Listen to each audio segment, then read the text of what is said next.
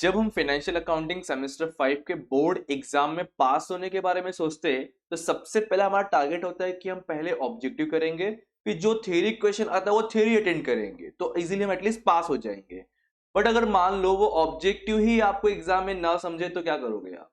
तो इसलिए हम क्या करेंगे, आज के इस लेक्चर में कुछ ऐसे ऑब्जेक्टिव को पढ़ेंगे, समझेंगे, सीखेंगे जिसकी मदद से आने वाले ऑब्जेक्टिव आप इजीली कवर कर सकते हो। और कुछ ऐसे ऑब्जेक्टिव करेंगे जो डेफिनेटली आने वाले एग्जाम में मैक्सिमम टाइम पे पूछने की पॉसिबिलिटी चांसेस हो सकता है। चलिए फिर देखते हैं हम कुछ ऑब्जेक्टिव्स जो प्रीवियस ईयर के क्वेश्चन में पूछा गया है। अगेन मैं एक बात कहूंगा, ऑब्जेक्टिव को अलग से बैठ के बहुत ज्यादा एफर्ट देने की जरूरत नहीं है। कुछ स्ट्रैटेजी है, कुछ टिप्स बताऊंगा मैं आज आपको, उनकी मदद से आप कोई भी ऑब्जेक्टिव आपके फाइनेंशियल अकाउंटिंग के सब्जेक्ट में कर सकते हो। अब सबसे बड़ा टिप होता है सर, जब भी आप थ्योरी या ऑब्जेक्टिव करने की तैयारी करते हो तो I personally suggest, I personally recommended कि सबसे पहले आप वो 4 टॉपिक के बेसिक जो नोट्स होते हैं वो एक बार 10 to 15 मिनट देकर के पर सब टॉपिक कवर कर लो। इससे क्या होगा, वो टॉपिक का नॉलेज एटलीस्ट यहाँ सेट हो जाए कि टॉपिक किसके बारे में है, वो टॉपिक क्यों है और टॉपिक कैसे है। फॉर एग्जाम्पल, मैं लास्ट टाइम आपको एग्जाम्पल दिया था थ्योरी के टाइम पे बायबैक ऑफ शेयर्स के बारे में। तो जब आप ये बायबैक ऑफ शेयर्स के कुछ 10 से 12 पेज, मतलब स्लाइड की बात करूंगा मैं, इन शॉर्ट मतलब एट द एंड कहूंगा 2-3 पेज का जो नोट्स होता है, अगर आपने एक बार ये रीड कर लिया तो इससे ये समझ आता है कि फेस वैल्यू क्या होता है, मार्केट वैल्यू क्या होता है, पार प्रीमियम डिस्काउंट क्या होता है, या फिर कंडीशंस क्या है। तो जब ये सब दिमाग में सेट होता है तो ऑब्जेक्टिव इसी के बेस पे बनता है, कभी भी अलग से कुछ ऐसा ऑब्जेक्टिव नहीं प्रिपेयर होता है। मैं आपको विथ प्रूफ बताऊंगा आज आपको, ठीक है। तो जब आप कई बेसिक चीजें कर लेते हो तो आपका थ्योरी भी रेडी हो जाता है, ऑब्जेक्टिव भी रेडी हो जाता है, तो एक्स्ट्रा एफर्ट नहीं देना पड़ता है। जो फॉर्मेट होता है फाइनल अकाउंट का वो पढ़ लिया एक बार तो उसी में से ऑब्जेक्टिव आता है। जैसे अभी यहाँ पे पहला ऑब्जेक्टिव उसी में से दिख रहा है, फॉर्मेट के अंदर से ही, तो अलग से बाहर रटना नहीं है। चलिए ध्यान दीजिए कैसे हम ऑब्जेक्टिव को टिक करेंगे और एटलीस्ट हम पासिंग तक पहुंचेंगे। सबसे पहली बात, अगर मान लीजिए आपको ऑब्जेक्टिव की पूछा जाए, 12 क्वेश्चन दिया है और बोला है you have to solve any 10, तो भूल जाओ, एनी टाइम नहीं करना है, 12 के 12 ही करना है, 12 के 12 ही करना है। क्यों? अगर मान लो फॉर एग्जाम्पल ये स्टार्टिंग के 10 आपने सॉल्व किए, सिर्फ 10 ही किए, और इसमें 2 रॉन्ग रहेगा, आपने जो आंसर लिखा, तो डेफिनेटली 8 ही मार्क्स मिला। बट अगर मान लो आपने 12 का 12 क्वेश्चन सॉल्व किया, इसमें से 4th और 5th रॉन्ग है बट 11th और 12th राइट है, तो ये 12 का 12 चेक होगा और उसमें से जो आपका राइट मार्क्स रहेगा वही मिलेगा। अगर इनिशियल 10 काउंट नहीं होगा, जो टोटल राइट रहेगा वो मार्क्स मिलेगा। तो 1 मिनट एक्स्ट्रा दे करके हम अपना क्यों ना 2 मार्क्स बचा ले, पहला तो स्ट्रैटेजी होना चाहिए। सेकेंड थिंग, यहाँ कहीं लिखा नहीं है री राइट द क्वेश्चन, कहीं लिखा नहीं है री राइट द क्वेश्चन, प्लीज ध्यान दो, बहुत लोगों का डाउट होता है, ये एग्जाम के टाइम भी पूछते हैं टीचर्स को। तो यहाँ लिखा है, यहाँ कहीं लिखा नहीं री राइट द क्वेश्चन, तो you just have to write down your question number A, 1 का आंसर ट्रू है या फॉल्स है, बस। अगेन चीज, कहीं रीजन पूछा नहीं है, don't waste your time, reason लिख के टाइम वेस्ट मत करो। जस्ट 1 का ट्रू, 2 का फॉल्स, 3 का फॉल्स, जो भी आंसर रहेगा अकॉर्डिंगली आप उसको प्रेजेंट करते चलो, आप अपना टाइम वेस्ट मत करो, अगेन कहूंगा मैं, ठीक है। अब आते हैं हम अपने क्वेश्चंस के पास में सर। अब क्वेश्चन ए का 10 मार्क था, क्वेश्चन बी में 10 मार्क था। जब ऑब्जेक्टिव पढ़ते हैं, जब वर्ड हम ऑब्जेक्टिव सुनते हैं तो पहला माइंडसेट के सामने आता है सर यस एमसीक्यू होगा। तो मैं बताऊं आपको, तो आपके एग्जाम में, आने वाले एग्जाम में 3 टाइप के ऑब्जेक्टिव में से कोई 2 टाइप का हो सकता है, जैसे कि एमसीक्यू, 4 ऑप्शन है, you have to select one answer, second true false and third one match the pair. Mostly ये 3 में से पूछता है, बहुत रेयर चांस है 1 वर्ड पूछेगा तो पूछेगा, अदरवाइज नहीं। तो ऑब्जेक्टिव मतलब सिर्फ मैं फिल इन द ब्लैंक्स नहीं होता, ध्यान रखना है। ओके, जैसे कि इस पेपर के अंदर आपको देख सकते हो 3 इयर्स का पेपर था, ऑब्जेक्टिव में 20 मार्क का ऑब्जेक्ट, इसमें से ट्रू फॉल्स 10 मार्क का और मैच द कॉलम 10 मार्क का था। अब पहला, short term provision is a part of non current liability, कुछ अलग से बाहर करने की जरूरत नहीं है, अगर आपने हमारे बेसिक नोट देखा होगा, पढ़ा होगा तो। अच्छा, मैं आपको एक चीज बता दूं, अब यहाँ भी, अभी जब यहाँ देख रहे हो ना, वो पूरा एक बोर्ड पेपर का ऑब्जेक्टिव है। मैंने क्या किया हुआ है, हमारे कोर्स के अंदर हमने क्या किया हुआ है, आप लोग के लिए जो है पूरा कोर्स प्रोवाइड किया, इसके अंदर पूरा बेसिक वीडियोस है, पूरा सिलेबस, प्रैक्टिस क्वेश्चन है, 3 से 5 तक का बोर्ड क्वेश्चन विद आंसर है, ऑब्जेक्टिव प्रैक्टिस है। ऑब्जेक्टिव प्रैक्टिस पता है किस तरीके से रहेगा, चैप्टर वाइज है, मतलब आपने एक चैप्टर कवर कर लिया, देखो कुछ इस तरीके से, अगर आपने एक चैप्टर कवर कर लिया तो सिंगल चैप्टर का जो है आपको वहां ऑब्जेक्टिव देखने मिलेगा, सिंगल चैप्टर का। ठीक है। सेकंड टॉपिक क्या, तो सेकंड चैप्टर का आपको ऑब्जेक्ट देखने मिलेगा। इस तरीके से अलग अलग टॉपिक के आपको ऑब्जेक्टिव्स वहां करने मिल जाएंगे। आपको जस्ट हमारे एप्लीकेशन पे जाना है, वहां पे आप जाकर के हमारे कोर्स के थ्रू पे पूरा स्टडी कर सकते हो, only at 99 rupees. Yes friend, सही सुना आपने, financial account only at 99 rupees में। वैलिडिटी आई थिंक 1 से 2 महीने का वैलिडिटी रहेगा, जिसके अंदर आप पूरा स्टडी कर सकते हो। मैं दिखा रहा हूं आपको किस तरीके से हमारा जो कोर्स हमने डिजाइन किया है।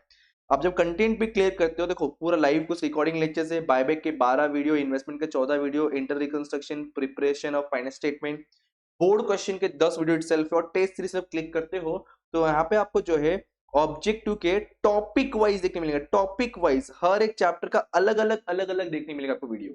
आई मीन ऑब्जेक्टिव के टेस्ट सीरीज से क्वेश्चन पेपर्स आप वो भी दे सकते हो।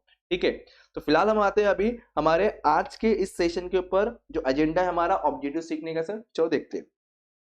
तो मैं बता रहा था कि ये जो है हमारा फाइनेंशियल स्टेटमेंट से ही है सर। अब देखो नॉन करंट लायबिलिटी का मीनिंग क्या होता है, that is fix asset. Simple सा, non current liability, I mean sorry, fix liability, बरोबर। अभी पूछ रहा शॉर्ट टर्म, वर्ड ही शॉर्ट टर्म है, तो ये लॉन्ग टर्म में कैसे आ सकता है, तो इसका आंसर क्या रहेगा, फॉल्स। फिलहाल मैं यहाँ पे इस तरीके से टिक कर रहा हूं, बट आप लोग जब लिखोगे तो फर्स्ट का आंसर FALS ही लिखना। ठीक है, डिसएग्री या ऐसे कट ऐसे मत करना, फॉल्स ही लिखना, वाला मार्क्स मिलता नहीं है। ओके, आगे बढ़ते। Contingent liabilities are show in balance sheet under the head current liability. पहली बात तो सर कंटीजेंट लायबिलिटी होता क्या है, which liability which is depend on the future event, it may be happen, it may be not happen, बरोबर। तो future event पे depend है, ये आपके बैलेंस शीट में कहीं भी प्रेजेंट नहीं करना होता है। इसको बैलेंस शीट के नीचे फुट नोट में लिखते हैं, after the balance sheet you have to show as a note only. तो सर करंट लायबिलिटी में आने की बात ही नहीं बनती, दैट इज अगेन इसका आंसर फॉल्स रहेगा। प्लीज आप लोग फॉल्स फुल फॉर्म लिखना। चेंज इन इन्वेंट्री, अगेन ये फाइनेंशियल स्टेटमेंट का है। अगर आपने पूरा फॉर्मेट देखा होगा, मेरे नोट्स देखे होंगे, अगर आपने वर्किंग देखा रहेगा, तो उसमें क्लियरली मैंने बताया हुआ है कि चेंजेस इन्वेंट्री का फॉर्मूला होता है closing stock minus opening stock, but यहां क्या दिया है, ओपनिंग माइनस क्लोजिंग, मतलब ये भी क्या हुआ अपने लिए, फॉल्स हुआ sir. If the buyback exceed 10% of paid up capital, the board of director has the authority to approve. No, board of director का अप्रूव सिर्फ नहीं चलेगा, अगर 10% से अबव है तो you have to take approval, passing the general resolution from the shareholder again. आपको share holder से लेना पड़ेगा, ये भी हमारे बायबैक के नोट्स में लिखा हुआ है, मतलब ये भी फॉल्स है सर। डेब्ट equity ratio must be more than, नहीं रे बाबा, बायबैक चैप्टर के अंदर ही वो व्हेन ऑफर प्राइस गिवन के फॉर्मेट के अंदर है, मैक्सिमम लिमिट ही 2.1 होना चाहिए, 2:1 होना चाहिए, इससे ऊपर चलेगा ही नहीं, तो ये भी फॉल्स। और इसका मतलब कि हम सारे फॉल्स लिख सकते हैं। अरे यार ऐसा नहीं करो, थोड़ा दिमाग लगाओ फिर सॉल्व करो, अगर नहीं आया तो जय माता दी। ठीक है, आगे बढ़ते। The buyback must be completed within a 15 month. Yes sir, definitely 15 महीने के अंदर बायबैक का जो प्रोसीजर है आपका खत्म होना चाहिए, ट्रू है। In the case of inter reconstruction no new company, से दो टाइप के रिकंस्ट्रक्शन होते हैं, एक इंटरनल और एक एक्सटर्नल। इंटरनल के अंदर सिर्फ आपका इंटरनल जो मैनेजमेंट जो थोड़ा कंटेंट है वो चेंज होता है, कभी भी नाम या कंपनी चेंज नहीं होता, तो यहां लिखा भी no new company, yes true है।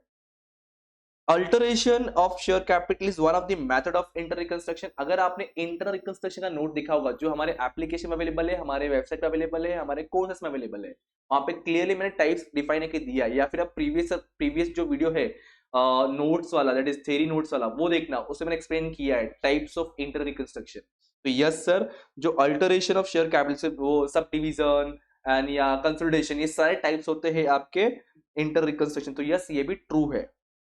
Interest is always calculate on the face value, 100% sir, interest हमेशा, इंटरेस्ट हो या डिविडेंड हो, we have to calculate always on the face value only, true है। Profit from the sale of an investment should be debited to investment, no no no no no sir, profit होगा या loss होगा investment purchase sold में, तो वहां पे profit and loss account को present करना पड़ता है। इन्वेस्टमेंट कैसे करोगे तुम, ठीक है, प्रॉफिट लॉस होगा तो कहां लिखते हैं हम, इन्वेस्टमेंट में ना, नहीं ना, कहां लिखते हैं, प्रॉफिट एंड लॉस में। तो आंसर से इसका फॉल्स है, 10th का आंसर फॉल्स है। 11th आते CSR stand for corporate response social responsibility. Yes sir, CSR का फुल फॉर्म पूछा है यहाँ पे। CSR तो आप नॉर्मल लाइफ में भी सुनते रहोगे, आपने अदर सब्जेक्ट में भी देखा रहेगा, CSR CSR CSR, that is corporate social responsibility, जो कंपलसरी होता है हर एक कॉर्पोरेट कंपनी को, दैट इज यस, ये क्वेश्चन जो है आपका 12th वाला एथिक चैप्टर में से, बिजनेस एथिक चैप्टर में से ये पूछ रहा है। Ethics is a branch of moral philosophy that guide people about the basic human conduct. Yes sir, ये भी आंसर आपका ट्रू है। ठीक है, कुछ लोगों को अब ये टॉपिक नहीं होगा, कुछ लोगों को अब ये टॉपिक है, मैंने हर एक चीज करवा दिया, जिनको जो टॉपिक है वो हर एक चीज कवर हो जाएगा सर। सो यस, ये हमने 12 ट्रू फॉल्स यहाँ पे कवर कर लिए। अब आगे बढ़ते हम, इसी इसी इसी पेपर में कुछ एमसीक्यूज, आई मीन कुछ मैच द कॉलमिंग है। देखो यही मैच द कॉलमिंग एमसीक्यू बन के पूछ सकता है, वही एमसीक्यू ट्रू फॉल्स बन के पूछ सकता है, वही क्वेश्चन वो लोग घुमाते हैं। मतलब ये बोलना चाह रहा हूं कि आज हम जितने ऑब्जेक्टिव्स कर रहे हैं, लगभग लगभग मैं 12 से कुछ 3 12 क्वेश्चन कराऊंगा, दैट इज 36 क्वेश्चन एटलीस्ट करवाऊंगा मैं, जिसमें से आने के पॉसिबिलिटी बहुत सारे होंगे आपको, या तो एमसीक्यू या तो फिल इन द ब्लैंक्स, कहीं ना कहीं घूम फिर के पूछेगा, मुझे डैम श्योर है। चलिए देखते हैं हम लोग अभी मैच द कॉलमिंग। अगेन 12 है, ऑप्शन 13 है हमारे पास। तो फर्स्ट ऑफ ऑल क्या करने का, हमेशा 2 मिनट लेने का, पहले ये पूरा पढ़ लेने का, फिर ये सारे ऑप्शन पढ़ने का, बेटर है। और सेकंड तरीका, पहले डिवेंचर पढ़ा, फिर उसके बाद इसके सारे पॉइंट पढ़ो कौन सा मैच कर रहा है। तो मैं सीधे बताऊं तो आपको, देखो इसमें लॉन्ग टर्म बोरोविंग ये मैच कर रहा है सर, लॉन्ग, क्योंकि debenture is a part of long term borrowing. फिर माइनिंग राइट्स, जो माइनिंग राइट्स होता है सर, ये एक इंटेंजिबल एसेट्स का पार्ट है। ये देखो इनटेंजिबल एसेट्स का पार्ट है, मतलब आपको राइट्स दिया गया कि आप माइनिंग यहां कर सकते हो, ये आपके लिए एसेट्स हो गया, बट ये इनटेंजिबल एसेट्स होता है। ठीक है, नेक्स्ट है conversion of shares of large denomination into the smaller denomination, that is sir sub division की कंसोलिडेशन। ये होगा कंसोलिडेशन का पार्ट सर, ये आपके कंसोलिडेशन का पार्ट है। ये किस में आएगा सोचो, तो ये देखो कंसोलिडेट सब डिवीजन, ये वाला कुछ गड़बड़ है क्या? अच्छा अच्छा, लार्ज से और स्मॉलर किया, मतलब क्या हुआ, 10,000 था 1 लाख शेयर हो गया, दैट इज सब डिवाइड और हुआ। ये कंसोलिडेट मतलब 1 लाख से 10,000 होगा, बट ये अपोजिट किया, ये हमने थ्योरी क्वेश्चन समझा है सर। तो option A1 sir. Next one, fourth question, credit balance of CRR, जो क्रेडिट बैलेंस है CRR का, इसका आंसर क्या होगा सर? इसका आंसर कैपिटल रिजर्व। जो CR का बैलेंस होता है हम कहाँ ट्रांसफर करते पूछ रहा है वो, तो कैपिटल रिजर्व में ट्रांसफर करते। फोर्थ हुआ है internal reconstruction, internal reconstruction, internal reconstruction, include किया मैंने, एक मिनट एक मिनट एक मिनट एक मिनट एक मिनट, हाँ बराबर है। इंटरनल रिकंस्ट्रक्शन, इंटरनल रिकंस्ट्रक्शन का आंसर क्या होना चाहिए इसमें? हाँ, इंटरनल और एक्सटर्नल दोनों भी एक एग्जाम्पल है, दोनों पार्ट से दोनों एग्जाम्पल है किसके, रिकॉग्निशन ऑफ कंपनी का, दैट इज फिफ्थ वन यहां पर आएगा। स्क्रॉ अकाउंट सर, ये भी हमने बहुत रेयर पढ़ते हैं, क्योंकि प्रैक्टिकल क्वेश्चन में कहीं देखने आपको नहीं मिलता। तो ध्यान रखना, इसका जो आंसर होता है आपको बायबैक करने के लिए, बायबैक के प्रोसीजर के लिए इसको ओपन करना कंपलसरी होता है। बायबैक प्रोसीजर के लिए एक टेम्पररी अकाउंट ओपन करना पड़ता है, इसको स्क्रॉ अकाउंट सर, दैट इज ये 6 नंबर पे आएगा। ध्यान रखने से इसको थोड़ा सा इंपॉर्टेंट है आपके लिए, इसके ऊपर ना थ्योरी क्वेश्चन बहुत बार पूछता भी है। रिवैल्यूएशन रिजर्व, रिवैल्यूएशन रिजर्व हम सर इसका आंसर में क्या बोलूंगा, रिवॉल्यूशन सब डिवीजन नहीं, nothing is to be record in cost column. Revolution reserve हम कॉस्ट कॉलम में रिकॉर्ड नहीं करते। Next one, investment in equity shares, investment in equity shares, तो इन्वेस्टमेंट करते इक्विटी शेयर्स में, क्या आंसर क्या हो सकता है? बी नहीं, सी नहीं, J1 example of variable earning security. हम इक्विटी शेयर्स में कर रहे हैं इन्वेस्टमेंट ताकि हम अर्निंग करें, और ये वेरिएबल अर्निंग सिक्योरिटी मतलब इसके ऊपर रिटर्न्स कंफर्म नहीं होता। डिवेंचर पे रिटर्न्स इंटरेस्ट रेट कंफर्म होता है, बट अगर हम इक्विटी में इन्वेस्ट में तो उसका रेट ऑफ डिविडेंड फिक्स नहीं होता। सो आई कैन से कि 8 का J1 है, 8 का J1। Come on, ninth one, come interest, ये इन्वेस्टमेंट का पार्ट है, याद है कम इंटरेस्ट एक्स इंटरेस्ट था, कम इंटरेस्ट एंड एक्स इंटरेस्ट वाला पार्ट। तो कम इंटरेस्ट मतलब वो इंटरेस्ट इंक्लूड होता है, कम इंटरेस्ट में माइनस नहीं करना पड़ता है ना, कम इंटरेस्ट में माइनस करना पड़ता है, कम इंटरेस्ट में माइनस करना पड़ता है, एक्स इंटरेस्ट में माइनस नहीं करना पड़ता, मतलब इसमें इंटरेस्ट इंक्लूड होता है, that is which interest. Ninth one, bonus shares recovered, जो बोनस शेयर्स मिला होगा उस पैसे को हम बायबैक के लिए यूज नहीं कर सकते, दैट इज 10 का B1। वाइस्टिल ब्लाउजर सर, ब्लाउजर्स ये आपका आ जाना चाहिए मेरे हिसाब से, कुछ है क्या? हम कुछ ये रॉन्ग डूइंग के लिए, एक्टिविटी के लिए रिपोर्ट करते हैं, ऐसा कुछ ऑप्शन है? हाँ देखो है E1, E1। लास्ट और एथिक्स अभी अभी हमने ऊपर पढ़ा, देखो वही क्वेश्चन यहाँ पूछ के पूछा, डिक्टो सेम क्वेश्चन है आपका, moral principle and value, moral principle value, same question ऊपर भी नीचे भी, 2 मार्क का सेम क्वेश्चन आपको पूछा यहाँ पे, एक ऊपर एक नीचे। तो यस, इस पेपर का हमने टोटल 20 मार्क का दो क्वेश्चन, दैट इज 4 मार्क का ऑब्जेक्टिव हमने एक्स्ट्रा सॉल्व किया। अब एक क्वेश्चन पर का हम 10 ट्रू फॉल्स या फिल इन द ब्लैंक्स और देख लेते हैं हम लोग, टाइम है हमारे पास इजीली। देखो यहाँ पे interest accrued but not due on bank loan, मतलब इंटरेस्ट ड्यू हुआ है बट अब तक हमने पे नहीं किया है, तो कहाँ दिखेंगे? ट्रेड पेबल में तो नहीं, क्यों? क्योंकि इसमें से क्रेडिटर्स और बिल्स पेबल आता है, तो definitely answer the other current liability. Preference dividend pay नहीं किया, देखो एक चीज समझो ध्यान पे, अगर डिविडेंड पे करते हैं तो एंट्री आता है, पे नहीं करेंगे सर कोई एंट्री नहीं आएगा, कोई बेनिफिट हुआ ऐसा कोई रिकॉर्ड नहीं करते, तो कोई एंट्री पास नहीं करना है। Investment accounting, investment accounting definitely AS 13 में आता है सर, AS 13 पे आता है, ठीक है। FPF foreign exchange fluctuation AS 11 में आएगा, जो आई थिंक आपके सेमेस्टर 6 में है, या फिर अमालमेशन अगेन सेमेस्टर 6 में है, जो AS 14 आएगा। AS 2 इन्वेंट्री वैल्यूएशन जो आपके सेमेस्टर 2 में था, ठीक है। अभी आपको सेमेस्टर 5 पे AS 13 है only. Buyback of shares result, buyback करने से क्या होता है सर? डेफिनेटली बायबैक करने से हमारा जो होता है इधर क्या, हाँ, हमारा शेयर कैपिटल रिड्यूस होता है, क्यों? क्योंकि हम लोग पैसा रिफंड करते हैं ना, तो आंसर विल बी योर 4 का A। One of the following is not regarding the inter, इसमें से कौन सा इंटरनल रिकंस्ट्रक्शन का पार्ट नहीं है पूछा है, देखो नॉट बोला है, पार्ट नहीं है, पार्ट नहीं है बोल रहा है। No formation of new company, ये तो पार्ट है, मतलब ऐसा कोई फॉर्मेशन होता नहीं है। रिडक्शन कैपिटल, कैपिटल रिडक्शन होता है, वो होता है ना 10 रुपए से 8 रुपए कर दिया। लाइबिलिटी भी रिडक्शन होता है कभी कभी, कि 1 लाख पे करना है तभी सिर्फ 80 पे करना है, मतलब ऑप्शन क्या बचा? Liquidation of company, definitely sir liquid होता ही नहीं है, ये पार्ट नहीं है इसका, ये मतलब इन शॉर्ट इसका फीचर्स नहीं है। ये 6 देखो, आप भी मैंने बताया था कि रिपीटेशन बहुत देखने मिलता है, पीछे आई थिंक वो मैथ फॉलोइंग में था, यहाँ ये MCQ में पूछा हुआ है, बोलो इसका आंसर क्या होना चाहिए? अभी ये पूछा है सर MCQ में, इलीगल एक्टिविटी रिपोर्ट वाला पार्ट सेम है, देखो नाम अलग है, काम तो वही है सर इसका। इसमें कहता हूं कि हमेशा यार जो मैं बात करते चलो, और इस वीडियो को लाइक करके शेयर करो अपने सारे TY BCom फ्रेंड के साथ में, और चैनल को सब्सक्राइब करने भूलना नहीं, क्योंकि ऐसे बहुत सारी चीज आपको मिलने वाला है जो आपके आने वाले एग्जाम में बहुत हेल्प करेगा, KT से बचाएगा आपको, वो इंपॉर्टेंट है हमारे लिए। KT नहीं लगना चाहिए, KT लगा तो लग गई अपनी, तो वो चीज नहीं होना चाहिए। चलो आगे बढ़ते सर हम लोग।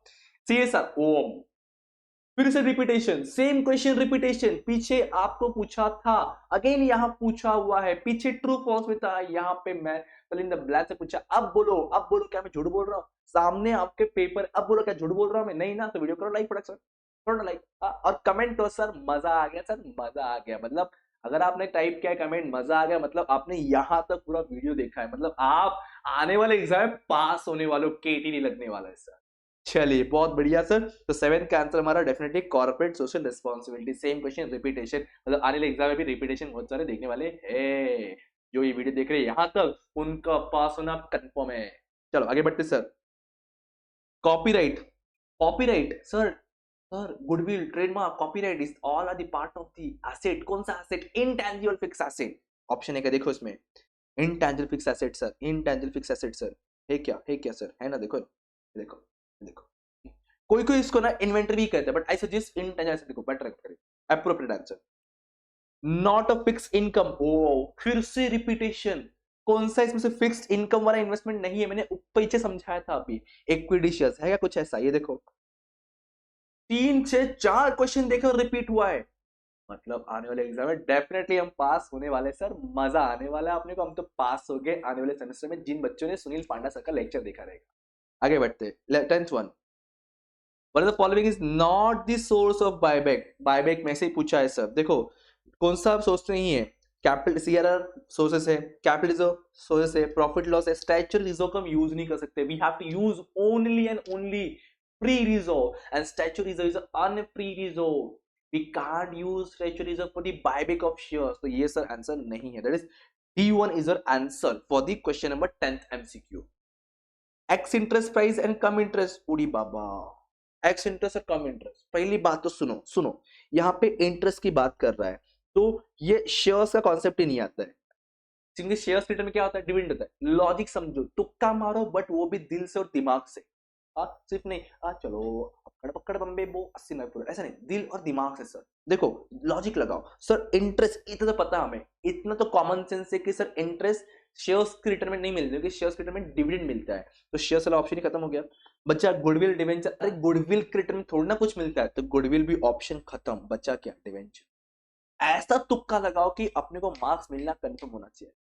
Next and last one of the following is not the ethics of professional account. भाई एथिक्स देखो, अगर आप अच्छे लोग होंगे तो डेफिनेटली आपको अच्छा आंसर मिल जाएगा, क्योंकि ये अच्छाई के बारे में पूछ रहा है सर, तो डेफिनेटली सर इसमें से हम एक्यूरेसी, हमें चाहेंगे कि सब कुछ सही हो, सच हो। हाँ सर, वैल्यू कुछ ना कुछ होना चाहिए, ऐसा नहीं कि मैं वीडियो बना रहा बस फेंक रहा हूँ कुछ ना कुछ, अमाउंट दिख रहा है, क्वेश्चन दिख रहा है आपके सामने, वो रिपीट हो रहा है, वैल्यू बन रहा है इस वीडियो का। Next sir accountability, definite accountability होना चाहिए। फ्रॉड, अरे देखो क्वेश्चन का आंसर सामने सामने ही है सर। एथिक्स, एथिक्स का अपोजिट है सर फ्रॉड, एथिक्स नहीं है, तुम फ्रॉड करो दैट इज एथिक्स नहीं है, इसका आंसर 12 का D1। ऐसे ही आपको इसके fill in the blanks, match the fair, ये एक क्वेश्चन पेपर हमारे पास और था केटी वाला, ये भी प्लीज स्क्रीनशॉट ले लीजिए, आपको खुद से सॉल्व करना नहीं आएगा तो मुझे कमेंट करना, मैं आपको इसका वीडियो अलग से बना करके प्रोवाइड करवा दूंगा। मतलब हमने ऑलमोस्ट यहाँ पे 37 एमसीक्यूज करने के बावजूद हमें समझ चुका है कि ऐसे एमसीक्यूज आने एग्जाम में पूछे जाने वाले हैं। और अगर अभी भी आपने इस वीडियो को लाइक नहीं किया, चैनल को सब्सक्राइब नहीं किया, तो डेफिनेटली आप बहुत बड़ी गलती करने वाले हो, और मैं जानता हूँ कि आप इतनी बड़ी गलती नहीं करोगे, चैनल को सब्सक्राइब भी करोगे, शेयर भी करोगे अपने सारे टीयर फ्रेंड के साथ में। बहुत जल्दी हम आपके लिए और कुछ इंपॉर्टेंट क्वेश्चंस की वीडियो लाने वाले हैं, तब तक पढ़ते रहिए, पांडा सब्सक्राइब करते रहिए। Thank you so much, bye bye, जय हिंद दोस्तों। अगर कोर्स रिगार्डिंग कोई भी रिक्वायरमेंट, डिटेल्स रिक्वायरमेंट होगा आपको, तो इसी वीडियो के डिस्क्रिप्शन बॉक्स में नंबर मिल जाएगा, हमसे कॉन्टैक्ट कर सकते हो।